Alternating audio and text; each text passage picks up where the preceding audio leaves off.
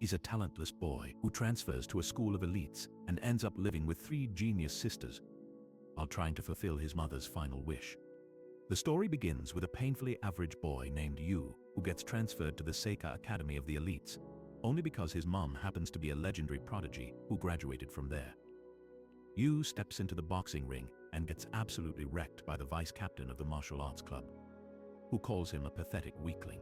Seeing his poor performance, the crowd doesn't hold back either, tossing insults left and right, wondering how someone this clueless could possibly be the son of Sabara Ace. Yu gets back on his feet, trying to fire himself up with memories of his late mother, whose beauty and acting skills were admired across the globe. Sabara was so gifted that she graduated at the top of her class from a prestigious international university. His opponent, in a strange twist of encouragement, tries to stir something inside you, claiming that the school's 3 royals are waiting to witness the hidden power within him. But Yu keeps insisting that he's never been into sports or received any kind of training. Yet, everyone continues to dump their expectations on him. Frustrated, he yells out the obvious truth that he's not his mother and charges straight at the trainer in what looks like a dramatic burst of untapped power. The crowd braces themselves, expecting something huge, only for Yu to land a couple of soft pokes that don't even make the trainer flinch. The trainer dude gets angry and slams our guy straight into the ground, making it painfully clear once again that Yu is nothing more than a disappointment. Everyone who had placed their hopes on him gets smacked in the face with cold, hard reality. But this isn't anything new for Yu. He's been carrying this weight since the moment he showed up in the world. Yu then smirks and throws a jab at the trainer, tossing out some half-cooked line about how the more average someone is, the more they obsess over talent like it's some holy grail. For a second, the trainer catches this strange spark in Yu's eyes, a familiar intensity that mirrors the gaze of a top-tier actress. He realizes that Yu probably failed to walk away with Sabara's skills, but there's no denying he ended up with her looks. Still, the trainer shakes it off as Yu turns to walk away. Right then, his sidekick comes rushing over, reminding him that the royals are watching this rookie like hawks. That little reminder finally pushes him off the deep end, and now, he decides he's just going to beat the talent into him, lifting his arm to deliver one last brutal move meant to whip Yu into shape. But just before the punch can land, an orange-haired fighter storms in from out of nowhere and sends the trainer flying, calling him a complete disgrace to martial arts for picking a fight with amateurs. Everyone in the dojo calls her captain. Right then, a blue-haired and a green-haired lady strut in like they're crashing a concert, demanding to know how the actress's son did on the test. The blue-haired one is Kazuki, famous enough that her show tickets vanish before they even hit the shelves. The green-haired one is Miwa, the youngest title holder in shogi, because apparently some people peak before puberty. As for the orange-haired fighter who jumped in earlier, it turns out she's Nico from the athlete program, a martial arts champ with a flawless record and an ego to match. The crowd loses its screaming because these 3 drama queens are none other than the school's so-called 3 royals. Kazuki steps forward and demands to know how well Sabara's son did in the test, hoping they could squeeze a 4th royal out of him.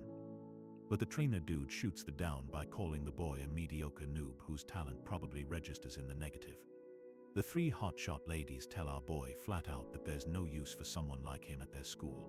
Yu pulls out a shiny paper and tells them he couldn't care less because he has already made up his mind to join the general education program. The 3 ladies look like they've just heard a myth because none of them even knew their school had such a thing. And before the boy can walk out of there with whatever dignity he has left, he ends up being dragged into cleaning the dojo since losers apparently scrub floors. By evening, when Captain Nico and her squad show up at the dojo for their training session, they all scream like they saw a ghost because the place is actually spotless for once. Apparently, the trash dwellers have never seen the dojo this freakishly clean. While heading back home, Yu quietly wonders how he has never once denied being a disappointment. Ever since he was a kid, he craved the kind of praise his mother used to get. But it didn't take long for him to figure out that while his mom was a walking prodigy, he was just some average nobody. As he tried every possible talent he could get his hands on, he slowly ended up pushing himself further away from his mom. There was this one drama she acted in where she played a housewife. And even though that was way too low profile for someone of her caliber, both Yu and his mom adored the show. When his mother got hit with a terminal illness, the two talked about how their favorite part of the show was the bit where each episode ends with a family dinner. That was the first time in years his mother opened up to him properly. And that's when you finally realizes she had always dreamed of having a family as warm and beautiful as the one in the show. Sadly, that little happy moment doesn't last too long, and the lady ends up kicking the bucket after asking her son to go and find himself a happy family. The boy packs his things, and while hoping to make up for everything he and his mother missed out on, he heads to Miko Dono's place. The mansion's owner sends him the keys along with a note telling him he can sneak in whenever he wants.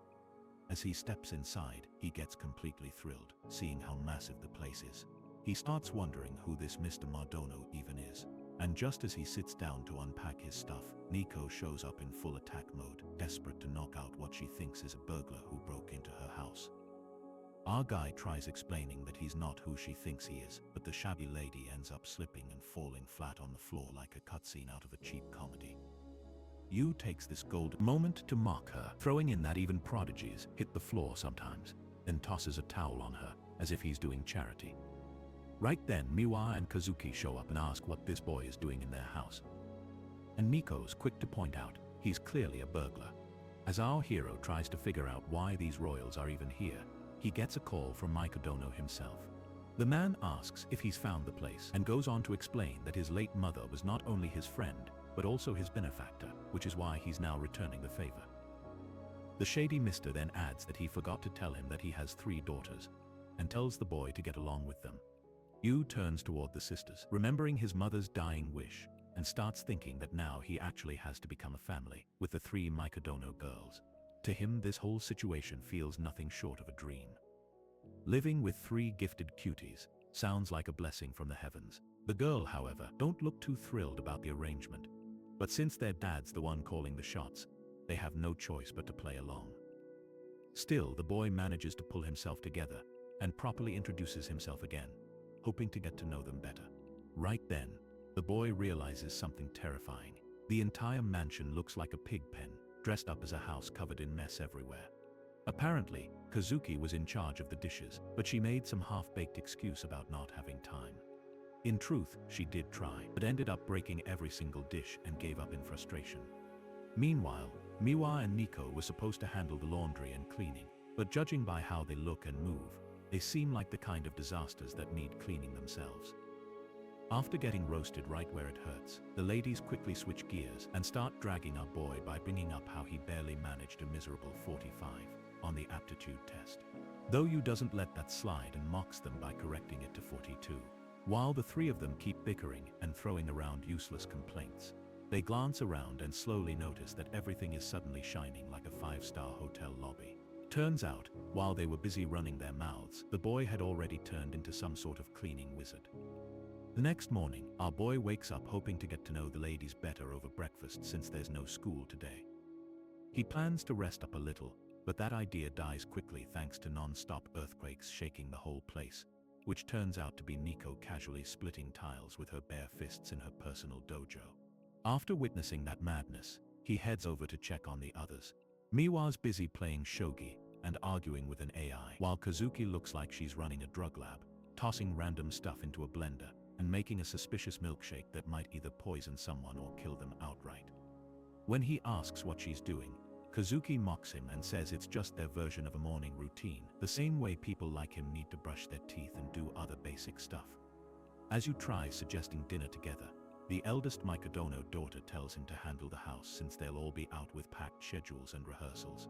He then turns to Mia to invite her for breakfast, but she's already downing juice, probably fueling her brain with all the sugar it needs. Feeling crushed, the non-prodigy in a house full of geniuses walks to the kitchen, thinking how it's just like it used to be with his mom, who only ever cooked for herself, proving just how self-centered prodigies can get. He wonders how he failed to connect with his own family, yet somehow thought he could pull that off with complete strangers. Just when he sits down to enjoy breakfast, Nico walks in.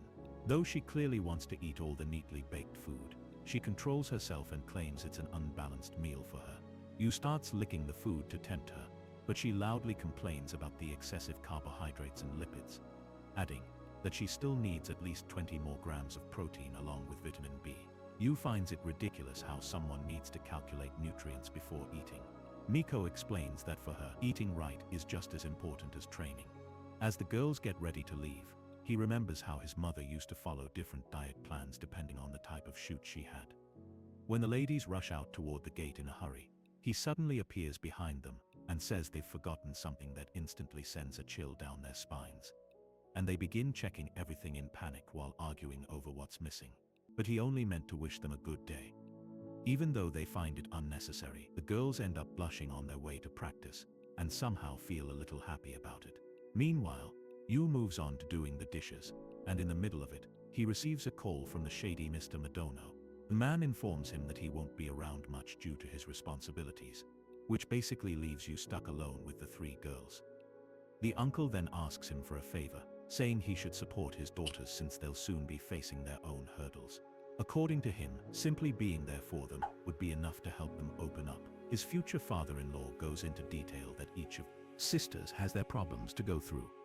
Firstly, Kazuki has an upcoming audition.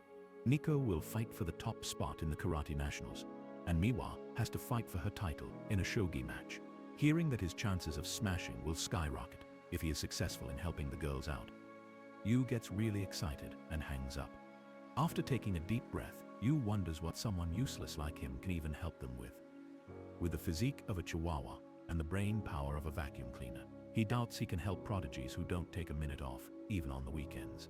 However, that's when it hits him that if they fail, they will be called failures just like he's been his whole life. And to make sure that doesn't happen to them as well, he swears he will never let them suffer. He begins by going out on a journey to understand each of the girls to win over their hearts with wholesome family dinners. As the sun sets, Nico gets back home from training, looking all depressed when her heart suddenly pops out of her chest, because she completely forgot she has a man-slave living under the same roof. Yu takes a bit of the soup out of the pot and charmingly licks it up like holy nectar, making Nico go doyoki, and then offers her to taste his cooking for herself. But she smugly shoots him down and says she doesn't need his extra creamy stuff because she brought her own. After finishing her bath, she steps out looking like a queen, only to find the little guy deep in the zone cooking up something so good, even the Rock smells it from across the street. Yu goes through dozens of recipe books and locks in every detail to craft the ultimate dinner. Watching him go so hard, even after she brushed him off earlier, seriously gets under Nico's skin. Just then, Miwa walks in, and Yu grins like a proud chef, announcing he's about to serve soup so good it will curl her toes. Seeing him act like a complete dork, the girls assume he's just running his mouth again. That's when Nico remembers the old days, when the sisters had a private chef cooking 5-star meals with premium ingredients. But even 5-star refused to eat that fancy slop because it seriously lacked nutrients, and she only eats what's good for her body.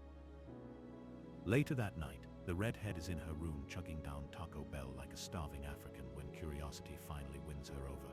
So, she sneaks into the kitchen, sees Yu isn't there, and spots a fine feast waiting on the table. That's when Yui jumps out from behind and hits her with a surprise nutrition attack and drops facts like the meal's packed with protein, vitamins and minerals more than enough to get ripped. Plus his secret sauce to help it all go down smooth. Overwhelmed by the stats, she admits defeat, and Yu collapses because he is drained from talking to a diet expert the entire day just to craft the perfect dinner for her. Realizing how much effort he put in, Nico turns redder than a ripe tomato and finally sits to give it a try. The second it hits her taste buds, she tells him to pass her compliments to the chef. Yu meanwhile starts to wonder if he really can tame her with food the way he tames cats in Minecraft. But his goofy face makes her visibly uncomfortable. Meanwhile, Miwa was already drooling at the sight of the spread and tries to sneak downstairs for a bite. But Yu catches her mid-sneak and starts bombarding her with nutrition facts until she gives up and joins the table like a normal person. Hearing that he tailored the food for Miwa too, Nico's respect for Yu spikes through the roof. Miwa points at her sister's rare soft expression and notices it's been a while since she's looked like that, and also notices Nico's packed on a few pounds. Miko snaps back that Miwa is not exactly model material herself, but Miwa just laughs because all the goods go up top while the rest fuels her galaxy brain. While Yu is satisfied watching the sisters chat, Kazuki walks in and is instantly disgusted to see them eating together at the table like some kind of wholesome family. The Riz Lord sneaks up on her and casually lets her know he's got some brown rice packed with B12 for her skin, along with a salmon marinade full of antioxidants, which will wipe out all the depression from her long day at work. His pitch nearly works, but she shuts him down cold. and refuses to be charmed like her weak-willed sisters. Nico snaps back and defends Yui's intentions, but Kazuki makes it crystal clear she isn't against family bonding. And it's just that eating a peasant's cooking at the same table like a normal family doesn't quite suit the princess. And just like that, the last sliver of Yu's self-respect vanishes into the shadow realm.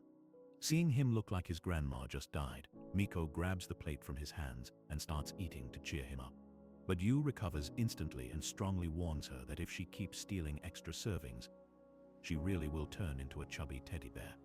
Miko is baffled whether he even wants them to eat his cooking or not, while Nico nearly pops an aneurysm from his disrespect. Yu politely declares that it's his job to track everything that comes in or out of her body, and his outrageous wording nearly makes Nico explode in embarrassment.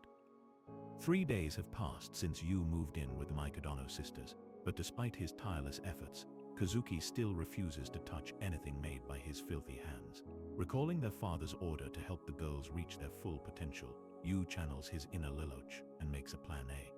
During break time, high-pitched squeals echo through the halls as a crowd of girls swarms Kazuki-senpai like moths, showering her with bottom-tier praise. Yu's jaw hits the floor at how wildly popular she is, but he braces for impact and waves hello at the pack with a big smile.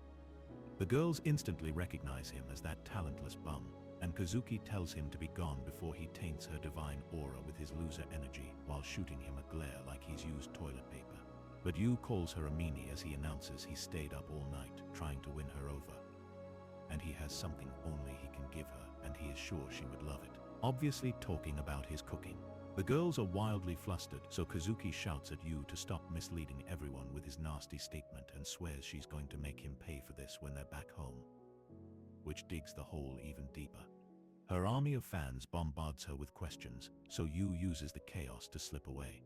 Later, Yu meets up with Nico to strategize on how to win over Kazuki, and ends up shocked at how much the karate club depends on her.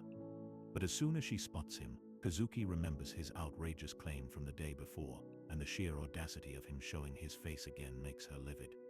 Her devoted Sims instantly question who this fool thinks he is, calling her by her first name so casually, but one look at the Demon Queen sends them running. Yu quickly realizes he won't make it out in one piece if he keeps this up. So Miko is officially the only card he has left to play. Elsewhere in the school, Miko is busy playing shogi on her phone when she hears her classmates struggling over a problem. She does some quick math and bluntly says they must really be deficient in brain cells if they can't even solve something that easy. As expected, the girls make a quick exit with their last shred of respect intact, and Yui watches them on their way out. He walks into class, but after sensing Miko's completely different mood at school, he tones down his excitement. Yu politely invites her to join him for lunch in the cafeteria, but she tells him to get lost. When Miko realizes he won't give up, she power walks out of class, and he keeps following her around the school. He stubbornly chases her even after she insists he leave her alone. And before they know it, she's laughing happily as she runs away like it's a game of tag. After playing around, the obviously not athletic duo pants like dogs with asthma, and he points out that she seems like the silent kid in class. Hearing that, she confesses that the lowered conversations of average high school girls are too hard to relate to because she is one of the royals. When Yu says he can relate, she stares in raw confusion at how that's even possible. Sitting down with peak confidence, he says he's also pretty royal, or rather royally short, intellectually disabled, and a royal failure, despite the charming looks he inherited from his amazing mother. He tries to explain to her that being different is not really a bad thing, and in the middle of his motivational TED talk, Yu forgets what he was even talking about, which really gets on Miko's nerves. But after roasting him for a bit, she calls him a baka, her little baka. While eating lunch, Yu tells Miko he's looking for a way to win Kazuki over because he's running out of straws to grasp. So she tells him that when she was 3, she saw her sister really happy when their mother made a meal special just for her. But that's pretty much all she remembers, which leaves Yu utterly shocked, because his goldfish brain can't even remember what he did 5 minutes ago. But with that one clue, he gets back into the kitchen and starts theorizing what dishes her mom used to make for her. Just then, Kazuki appears from behind, looking like a zombie. And when he asks her a question, she falls with a heavy thud because she has a really bad fever. Later in her room, the princess argues it really wasn't a big deal and that she was just tired. But Miswa gets 30 burns just touching her forehead. and Nisko tries to slap a cooling pad on her while the stubborn sister fights back. That's when Yu shows up with a bowl of porridge, which makes her so angry she throws all of them out before crying alone in bed over her frail body. Yu realizes she knows how easily she gets sick, and still continues her rehearsals without fail. He leaves the porridge at her door, but after the second time she sends it back, he barges into the ungrateful gremlin's room and gets chewed out by her. But on her way to kick him out, her knees give out, and she falls in slow motion while he just stands there ready to become her human cushion. She then asks him why he won't leave her alone, and Yu fires back that he wants her to get well soon, so she doesn't miss rehearsals, and even offers to give her private classes. Kazuki seriously doubts his skills, but he brags that he debuted when he was 2 and asserts dominance as her senpai with 4 years of seniority. After going over the script, he takes the role of the princess, while Kazuki plays the prince, although the first line, more stiff than morning wood. She slams the door in his face. Our boy tells her he was just warming up before he admits that his mom got him countless auditions and he failed every single one. That makes her really angry, and she tells the Nepo baby he'll never understand what hard work feels like. But he returns the next day, after rereading the script only to get rejected again. On the third day, he comes back after practicing 10 times, but his horrendous acting makes her ears bleed. The day after, she angrily tells him to stop nagging, so he admits defeat. While she remembers the high expectations of her acting team to carry the film with her flawless performance, Kazuki decides to get out of bed instead of wasting time. But when she sees Yu practicing in the living room, it's a real shocker how much he still sucks even after all that effort, and that makes her smile. The next morning, she gets to hear his NPC tear acting again, but this time, she decides to play along. In that genuine moment, Yu delivers some brilliant acting that shocks them both. He tears up over finally making his mommy proud after 14 years of failing, and Kazuki is refreshed to see the goofball getting so happy over a single line. That makes her so happy.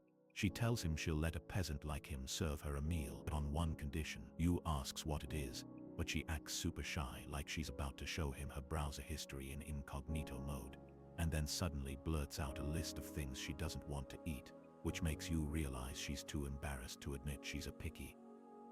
The following day, Miwa and Nico have seizures in sync as they watch Kazuki calmly eat Yuo's cooking with satisfaction and think the end times are coming. Yu compliments her for finishing her soup like a good girl, but she says she'll eat anything if it doesn't have carrots.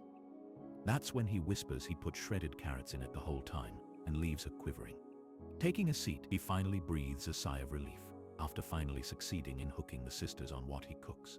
However, he is hit with a big surprise the next day that they won't be needing him to cook for them because the girls will be out most of the day practicing for their big day.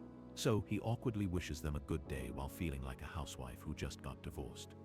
Still, that's nothing new for him, since his mother was also out for months at a time, though that's exactly why they didn't get to become close like they wished. Once again, he gets hit with a vibe check that the distance between geniuses like them and no lives like him is too big, and even though their father asked him to support them, he's lost on what to do. Staring out the window, he recalls a memory of a little note his mom wrote in the hospital, saying she wishes for him to have a happy family. And that's when he realizes he doesn't even know what a happy family is. Suddenly he remembers the show in which his mom starred as the loving mother of a family show with zero drama and pure wholesome family-friendly goodness. He binges through 6 volumes in one sitting, and the part comes where his mom plays the happiest part of her life, her wedding. But it hits him that all of this is scripted, and the real family he's stuck with is the complete opposite of what she wished for him. Just then, the Madano sisters are back home and roast Miwa for being a slob because she acts so worn out. It's like she's back from a shift in the coal mines. They find Yu wiping his tears while watching some movies and wonder just what got him so emotional. Miwa thinks it's just another family show, but the moment Kazuki sees his mom on TV, she realizes he is still a child who really misses his mother. Even though Yu was just vibing with a serious look on her face, she assures him he doesn't have to work so hard and be an at-home dad to make it feel like they're a family, and Miwa backs her up. Nico chimes in that he's welcome to be a freeloader because they didn't really expect much from him from the start, but that makes him so angry. Yu confesses that the reason he worked so hard is because he didn't try to bond with his mom, thinking she was too different from him, and that was a mistake he regretted later on. So he wants to connect heart to heart. and refuses to miss the chance at enjoying a happy family life with them as well. All three sisters are creeped out the moment they hear him say happy family, and Nico mumbles to herself that happy families are a fantasy that only exists on TV. But Sunder still humors him and asks how they can be family. All the while, the protagonist on TV proposes to the heroine and kisses her, making the audience squeal. After watching that, Yu feels the Mikadono sisters pierce his soul with their stare before going full panic over the little man's crazy plan. Kuzuki is in denial. She actually fantasized about getting married for a sec, while Nico tries to convince herself she'd rather train than marry a failure. And Miwa thinks she got brainwashed by the stupid love scene. Right then, Yu declares that he's already made his choice and says Nico's name, leaving her frozen in place. He hypes it up and states they have to know each other's birthdays. The three sisters short-circuit, as he explains Nico's in the same grade, so as family, he should know whether she's his little sister or an Ara-1 Sam. That baffles the girls again, and they tell the freeloading peasant to stay in the trash where he belongs. Later in the bath, Nico is still flustered during her bath when she hears his low testosterone scream echoing from the kitchen. She rushes out thinking someone broke in, only to find him devastated because there's no bread left for sandwiches. Nico snaps at him to stop crying over things as tiny as him. But when she realizes she's basically naked, she flies off in embarrassment and bumps right into Miwa. Her intellectual sister immediately notices she's a bit too red for someone who just got out of the bath. Miwa begins analyzing every possible scenario that could have made her this flustered when Yu shows up with a bundle of towels. Her hormones go haywire the second his hand touches hers, so she drops the towels and starts bullying him, which makes Yu think he's being punished for freeloading. Seeing Miwa having a hormonal meltdown just like her, Nico asks if she also has a crush on the little rascal, but Miwa immediately locks onto the also and starts chewing her out on confessing by accident. While Yu silently folds towels in the war zone, watching the two sisters make a ruckus, Kazuki sighs and tells her little sisters to act their darn age. Yu asks for her help putting a pot away on the top shelf, and the charming princess asks if he needs anything else after she's done. When Yu thanks her with a charming smile, she acts cool as it obviously didn't make her melt until her sisters catch it and call her out, triggering a heated threesome over who is the biggest idiot in love. Eventually, Yu gets fed up and tells them all to knock it off because they're family. He also admits he has no clue what they're fighting about, which leaves the girls staring at him in raw disappointment. After they leave, he sighs, and then notices they've left the entire living room in shambles. While cleaning up, Yu quietly reflects that real life will never be as perfect as it looks on TV. Even then, the dinner they shared is a memory he'll always treasure. He finds himself wishing for a happy life with them, and that's when he stumbles across an unexpected treasure. A photo of the Mikadono trio as adorable little kids. He instantly overdoses on the cuteness and wonders how they went from that to what they are now. He wishes he could take a new photo of them under the cherry blossom tree and decides to ask around about who forgot the picture. But when he checks with the sisters, all three immediately slam the door in his face. That only fuels Sherlock Holmes' suspicions that one of them is hiding something. And if someone's holding on to this photo, it means deep down one of them misses the good old family days just like he does. However, the next morning, all three sisters go their separate ways, shutting down his private investigation before it begins. Still, he's impressed to learn that these prodigies travel all over the country and decides to dig deeper into where their events are being held. And that's when he hits the jackpot. Later that night, Yu warms up some milk to help Kazuki sleep better, but Miwa and Nico look visibly annoyed because they forgot to book a hotel room. Right on, cue their knight in shining sarcasm stuns them by revealing he already booked a hotel for them. He hands them two separate maps and cheekily wishes them a happy stay because he picked out a 5-star place for them. Miwa was not that thrilled and pouts that she can't be happy eating trash food for 2 days, and Nico agrees. That's when the cheeky gremlin asks if she's saying she can't even go a single day without him, making her cheeks redder than roses. The smug goblin grins widely and says he's happy to join them. Later at the shogi tournament, Miwa dominates her opponent like a boss within seconds, leaving everyone stunned by her raw talent. On her way out, a woman informs her that her next match will be against a 4th grade master, so it might be a challenge. But Miwa walks off looking bored and thinks about practicing with AI at the hotel. That's when a breathtaking view of cherry blossoms completely captivates her.